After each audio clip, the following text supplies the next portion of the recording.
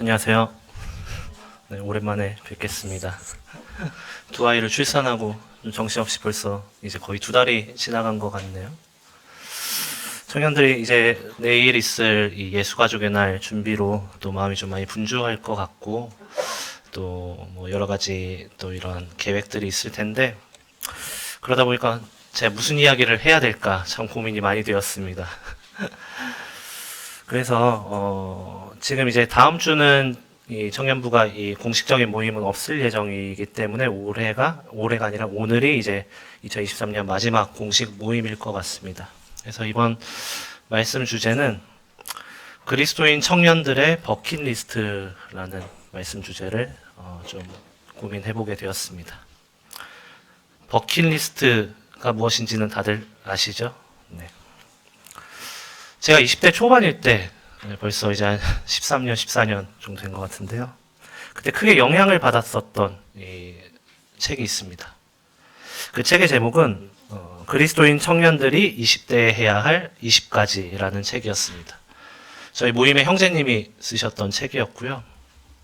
당시 서점에 많은 베스트셀러들이 이러한 내용들이 있었습니다. 무엇일 때 꼭 해야 할 몇 가지, 뭐 살아있을 때 꼭 해야 할 뭐 몇 가지, 뭐 이러한 책들이 굉장히 인기를 많이 끌었었고 또 그러한 책들이 사람들이 많이 읽었었던 시대였기 때문에 이 모임의 형제님도 이제 그러한 그 포맷을 이제 가져오셔서 이 청년들을 향해서 쓰셨던 책이었습니다. 제가 궁금해서 요새는 어떠한 책들이 많이 팔리나 좀 이 교보문고를 들어가서 베스트셀러를 좀 봤습니다. 문학 서적을 제외하고 가장 많이 팔리는 책들이 이러한 책들이더라고요. 이제 제목은 이야기하지 않겠습니다. 또 신뢰가 될 수 있기 때문에. 내용들이 이렇습니다. 돈, 시간, 운명으로부터 완전한 자유를 얻는 7단계 인생 공략집. 또 어떤 이 내용도 있습니다.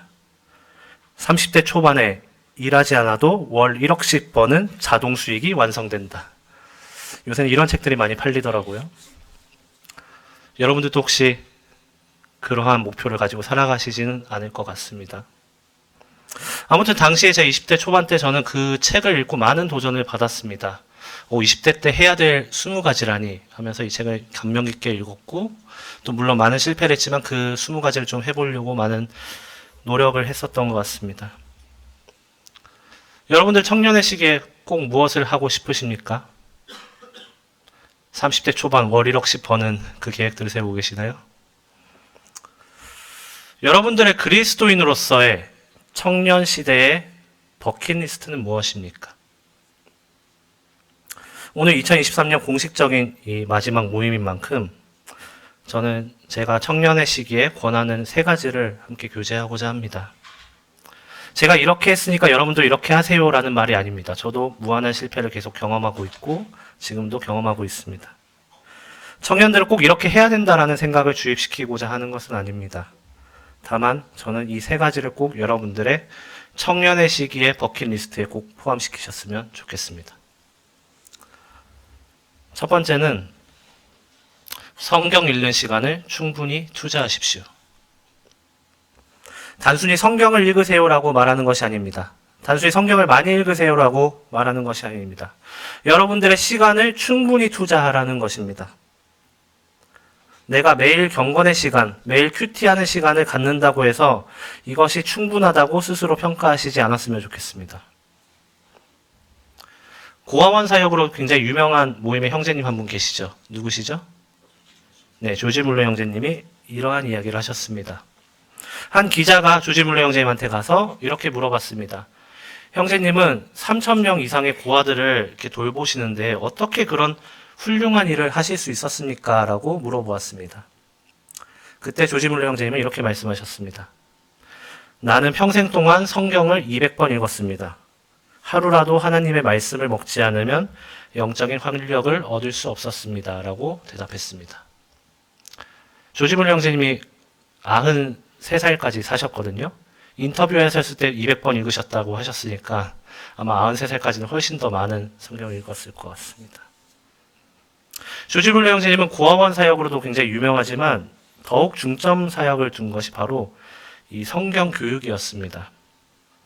성경 지식협회를 설립하고 또 성경을 가르칠 수 있는 교사들을 후원하고 누구나 성경을 읽고 성경을 배울 수 있도록 도왔고, 또 영국 전역에 성경을 배포하는 사역을 감당하셨고, 또 선교사를 후원하는 일도 하셨습니다.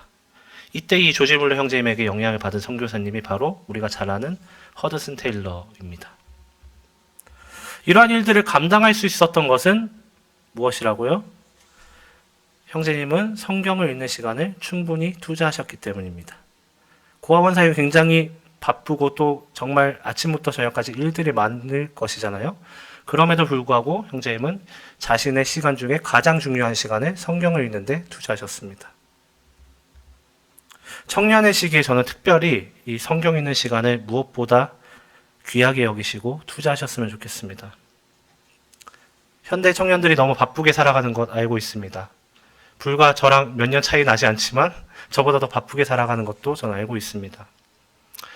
학업과 취업 준비, 또 세상이 점점 어려워진다라는 것, 또 많은 어려움들에 마음에 품고 있다는 것도 공감이 됩니다.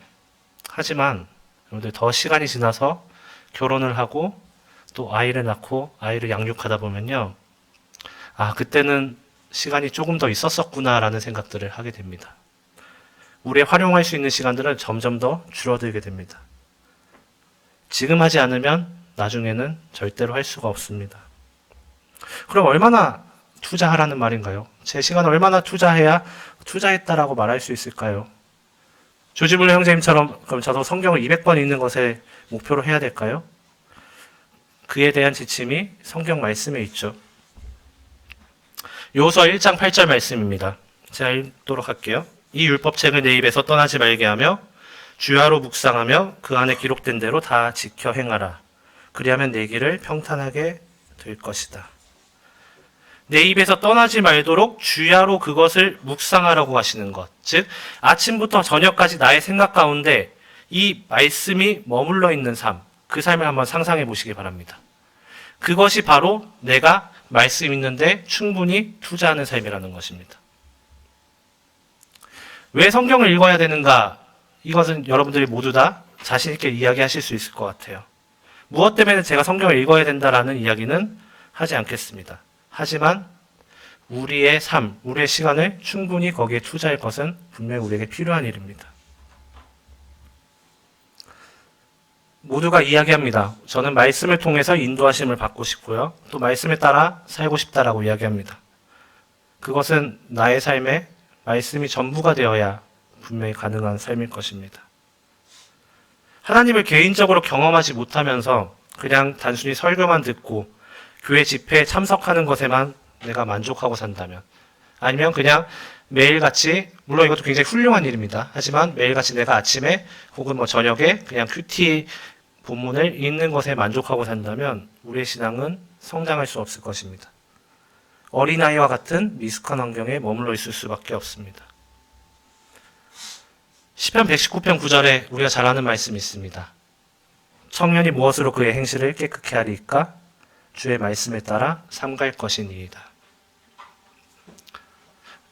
여러분들이 OTT를 보는 시간과 성경 읽는 시간에 비교해보라. 저는 이런 말은 별로 안 좋은 말이라 생각합니다. 왜냐하면 그 말로는 여러분들이 변화될 수 없다는 것을 알고 있기 때문입니다. 그러한 이야기들은 잠깐의 경고는 될 수 있습니다. 그렇지. 내가 넷플릭스에서 어제는 이걸 봤는데 내가 말씀을 이만큼 읽었구나. 이런 잠깐의 경고는 될 수 있지만 그 이야기로 이 삶이 변화되지는 않는다는 것을 저도 충분히 경험해 보았기 때문입니다. 직접 경험해 보시길 바라겠습니다. 여러분의 삶 가운데서 매일 성경을 읽고 묵상하는 이 삶 가운데서 하나님을 알아가는 이 지식으로 기뻐하고 또 경건의 능력이 나타나는 삶을 한번 경험해 보시길 바라겠습니다. 그 역사는 오직 내가 얼마나 하나님의 말씀을 읽고 묵상하고 연구하는데 내 시간과 내 삶을 투자하느냐에 달려있을 것입니다. 두 번째는요, 기도로 밤을 새워보라 라는 말씀을 드리고 싶습니다. 성경의 모든 인물들은 그들의 삶 가운데 가장 중요한 시간이 바로 기도하는 시간이었습니다. 아니, 그들의 삶 자체가 모두 기도하는 시간이었습니다. 예수님도 항상 먼저 기도하는 삶을 보여주셨습니다. 우리가 보통 기도하면 누구를 많이 떠올리나요? 떠올리는 사람이 없나요? 너무 많아서. 보통 다니엘을 많이 떠올리죠. 근데 저는 오늘 느헤미야에 대해서 잠깐 이야기하고자 합니다. 느헤미야 1장 1절부터 5절까지인데요. 잠깐 제가 읽도록 할게요. 하가랴의 아들 느헤미야의 말이라. 아닥사스다 왕 제20년 기슬루 월에 내가 수상궁에 있는데 내 형제들 가운데 하나인 하나니가 두어 사람과 함께 유다에서 내게 이를 얻기로 내가 그 사로잡힘을 면하고 남아있는 유다와 예루살렘 사람들의 형편을 물은즉 그들이 내게 이르되 사로잡힘을 면하고 남아있는 자들이 그 지방 거기에서 큰 환난을 당하고 능욕을 받으며 예루살렘 성은 허물어지고 성문들은 불탔다 하는지라. 내가 이 말을 듣고 앉아서 울고 수일 동안 슬퍼하며 하늘의 하나님 앞에서 금식하며 기도하며 이르되 하늘의 하나님 여호와 크고 두려우신 하나님이여 주를 사랑하고 주의 계명을 지키는 자에게 언약을 지키시며 긍휼을 베푸시는 주여 간구하나이다. 느헤미야의 당시의 직업이 무엇인지 아십니까? 네, 당시에 가장 강력한 제국이었던 페르시아 제국의 아닥사스다 왕의 술 맡은 관원장이었습니다.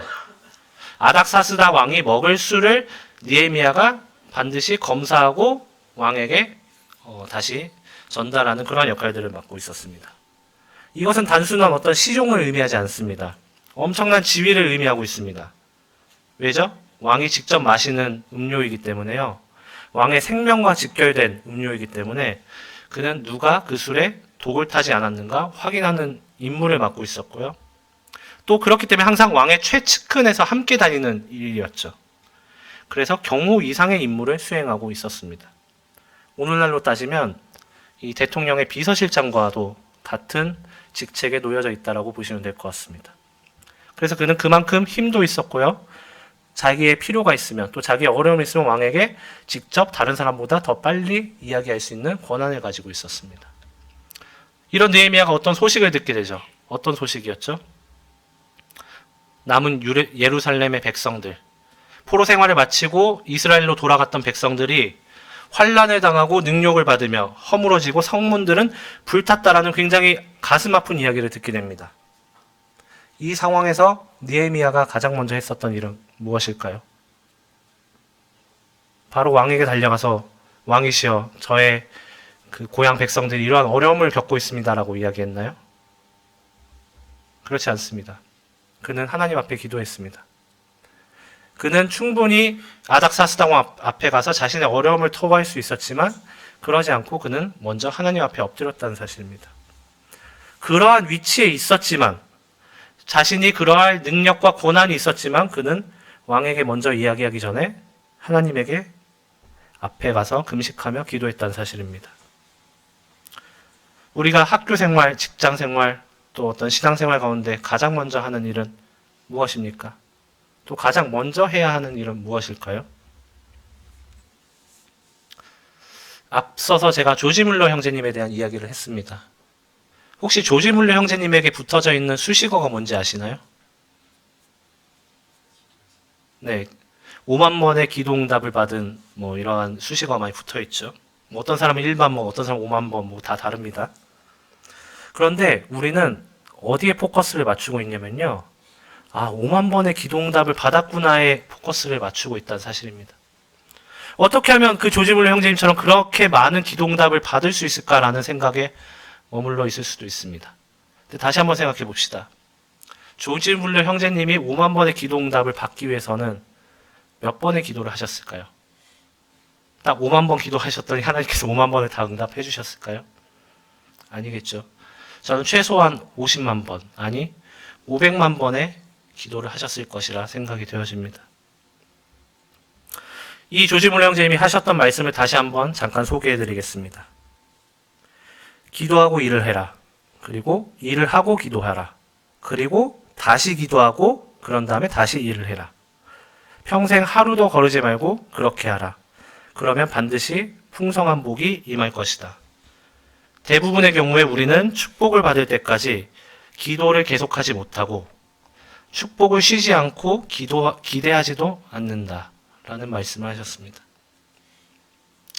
제가 예전 직장이 이제 그 크리스천 배경인 회사를 다니고 있었는데요. 거기에는 이제 그 회사마다 목사님이 한 분씩 계십니다.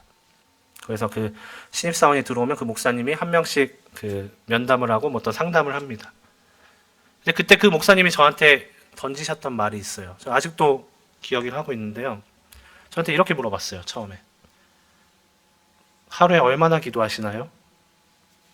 그리고 그것만으로 충분하시나요? 저는 그때 굉장히 마음이 교만했거든요. 아, 여기 뭐 목사라고 해봤자 뭐 이러한 교만한 생각들이 있었습니다. 그런데 딱 그 말이 저의 가슴에 깊게 박히게 되었습니다. 여러분들 얼마나 기도하시나요? 그리고 그것으로 충분하다고 생각되시나요? 저는 이제 30대 중반이 되어가고 있는데요. 저한테 역으로 그러면 형제님은 기도의 삶을 살아가고 있습니까? 라고 했을 때 저는 부끄러운 일입니다. 두 아이를 키우느라 정신이 없습니다. 라는 말 역시 저는 부끄럽습니다. 많은 믿음의 선배들이 있죠. 그리고 많은 경건한 성도님들의 이 기도의 삶과 저는 감히 비교할 수도 없습니다. 그리고 제가 감히 기도는 이렇습니다라고 입을 열 수도 없습니다. 그럼에도 그 부끄러운 가운데서도 저의 청년 시절을 한번 되돌아보면 주님을 위해서 정말 제가 밤을 새며 기도했던 그 시절이 떠오르게 됩니다. 그리고 같이 그때 함께 주님을 섬기던 이 형제 자매들과 정말 뜨겁게 기도했었던 그 시절이 생각이 나게 됩니다. 그리고 그 시절 때 참, 내가 힘을 얻을 수 있었구나라는 용기를 얻게 됩니다. 오늘날 한국교회가 많이 어렵습니다. 여러분들도 많이 직면하시게 될 것 같아요. 사단은 점점 사람들로 하여금 교회에 대한 이 안 좋은 시선들을 보게 되고요. 하나님을 계속 외면하도록 사람들을 만들고 있습니다. 바쁜 삶 가운데 놓이게 하고 더욱 치열하게 자신의 인생에만 집중하도록 만들고 있습니다. 이러한 가운데 우리가 사단을 능히 이길 수 있는 힘은 오직 기도에서 나온다는 사실입니다. 브레드린 모임도 마찬가지입니다. 많은 눈물의 기도로서 복음의 뿌리가 내려졌고 이렇게 많은 모임들이 생겼지만 이를 지속하게 하는 기도의 양이 절대적으로 점점 줄어든다라는 생각이 들어집니다. 저는 감히 판단할 수는 없지만 우리 청년들에게 가장 부족한 점도 바로 이 기도의 연습이라고 생각이 되어집니다. 20, 30년 전에 비해서 우리 청년들은 많은 지식들을 가지고 있습니다. 그렇죠? 요새는 정말 많은 것들이 발달했기 때문에 내가 성경을 읽다가 무엇을 모르면 바로 검색을 해서 이 성경의 지식들을 얻을 수 있습니다. 많은 설교 영상들도 쉽게 찾아볼 수 있습니다. 더 효율적이고 더 부유하고 더 풍부한 것들을 누리고 있습니다. 하지만 기도에 투자하는 시간은 점점 반비례로 흘러가고 있다는 생각을 계속 하게 됩니다. 오늘날 청년 말씀 집회, 청년 찬양 집회는 아직 있죠. 근데 청년 기도 집회는 사실 찾아보기가 조금 힘듭니다. 여러분들 혹시 철야 기도 해보신 분 계신가요? 기도로 밤을 새워보신 경험이 있으신가요? 물론 그것을 한다고 잘한다라는 건 아닙니다. 하지만 절대적인 양이 점점 줄어들고 있다는 것이죠. 우리가 고린도전서 13장을 통해서 사랑을 배웠습니다. 근데 우리가 서로를 사랑하는 가장 간단하면서 가장 강력한 방법은 바로 기도하는 것입니다. 그것은 단순히 읊조리는 데서 그치는 것이 아닙니다. 그리고 그것은 단순히 누가 대표 기도를 통해서 이루어지는 것이 아닙니다. 모두가 각자 자신의 목소리로 하나님 앞에 기도 제목을 들고 간절히 기도하는 것이 필요한 것입니다. 기도는 긴급 처방약이 아닙니다. 내가 어려졌을 때 긴급하게 약을 찾아서 바르는 그러한 긴급 처방약이 아닙니다. 기도는 내가 매일 섭취해야 할 밥과 같습니다. 하나님은 간절히 기도하는 자를 쓰십니다. 이것은 말씀에도 나와 있고요. 또 우리의 선배들을 통해서도 알 수가 있습니다. 제가 2024년에 청년부에 대한 개인적인 소망은 기도하는 시간을 늘리는 것입니다. 기도하는 연습을 함께 하는 것이 제 소망입니다. 그리고 그러한 시간들을 확보해 나가는 것이 사실 저에게는 좀 부담이 있습니다. 기도를 한번 밤을 새워 보십시오. 세 번째는 뜻을 정해보자라는 이야기입니다. 뜻을 정해 보십시오.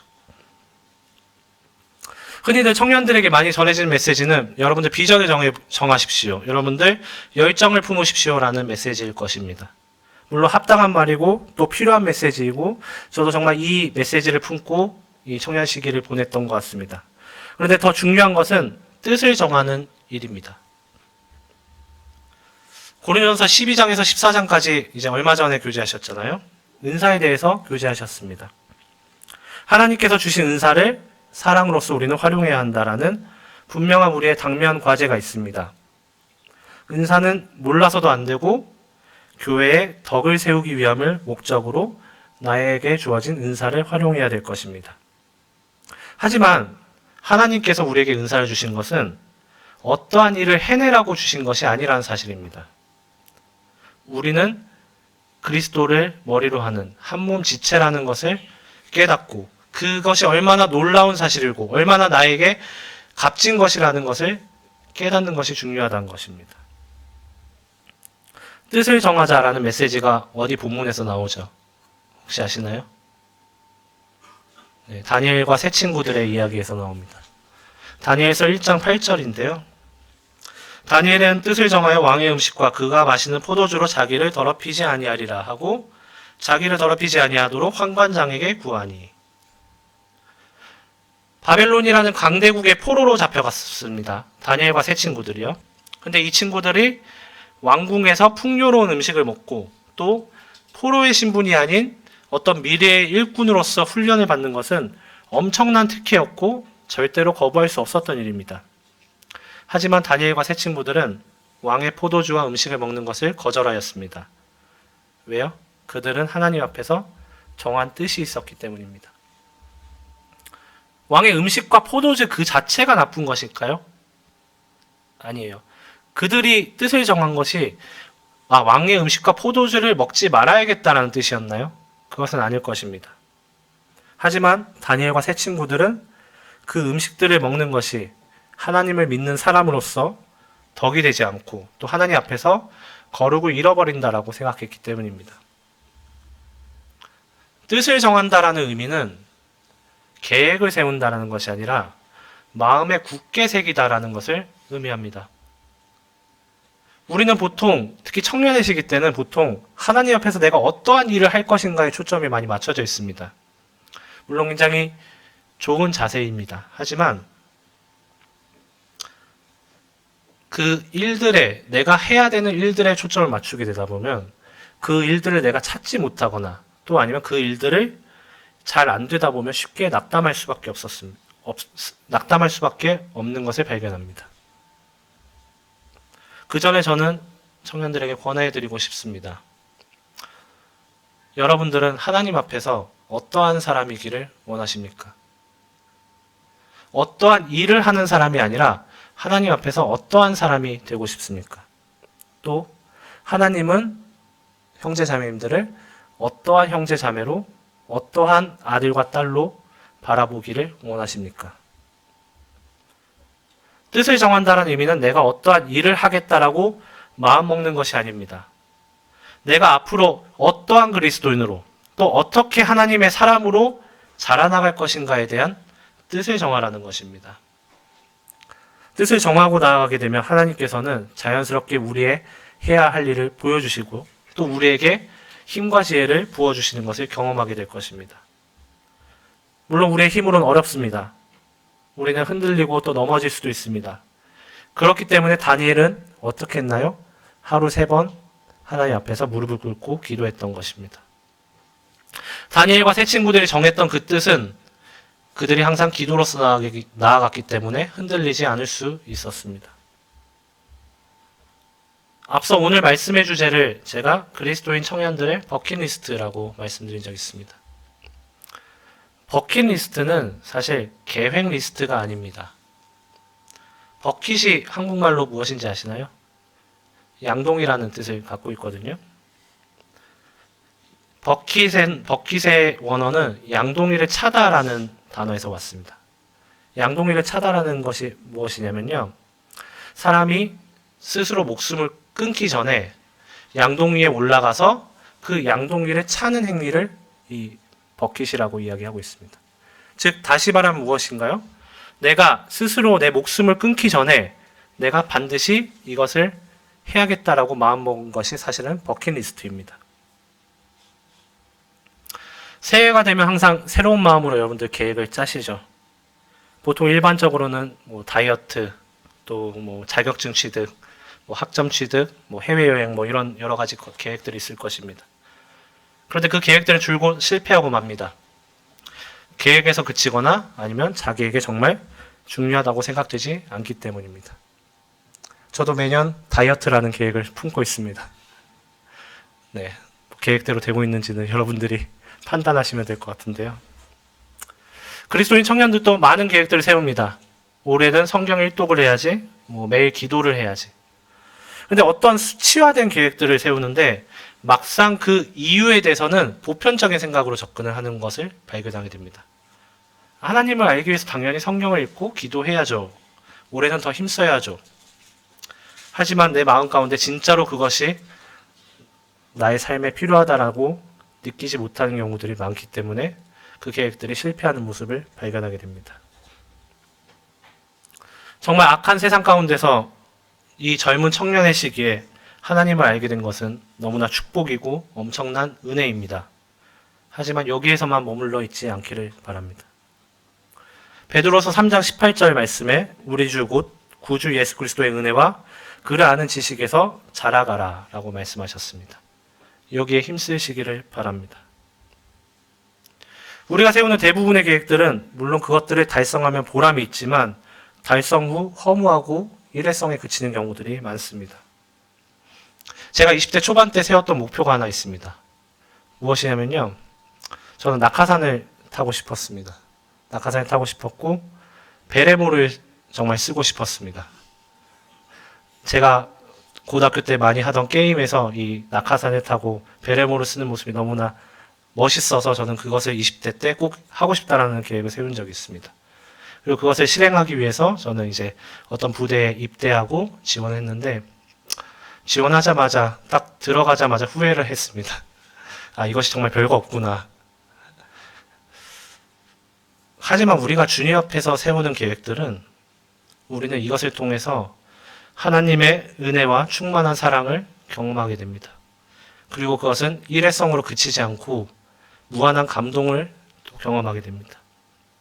그것이 실패하면 실패하는 대로 나의 무력함과 하나님의 도우심을 경험하게 됩니다.